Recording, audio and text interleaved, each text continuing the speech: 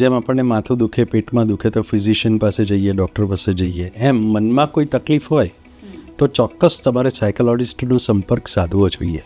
Therapy એ કોઈ miracle નથી. Therapy એ તમને તમારા પ્રોબ્લેમ સોલ્વ કરવા માટેનું એક દીવાદાંડી આપનારી પ્રોસેસ છે.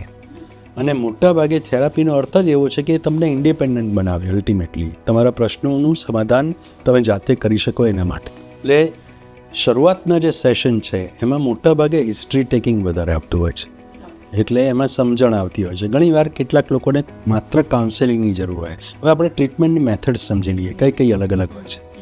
ઘણીવાર માત્ર કાઉન્સેલિંગની જરૂર હોય, ઘણીવાર ટિપિકલ ટેકનિકવાળી થેરાપીની જરૂર હોય, સાયકોથેરાપી જેને કહેવાય એની જરૂર હોય, ઘણી વખત દવાઓની જરૂર હોય અને ઘણી વખત એને દાખલ કરવાની જરૂર હોય પેશન્ટને, એટલું એવું પણ કહી શકાય. પણ મોટાભાગના લોકોને કાઉન્સેલિંગ અને સાયકોથેરાપીથી ઘણી બધી બાબતોના સમાધાન મળી જતા હોય છે.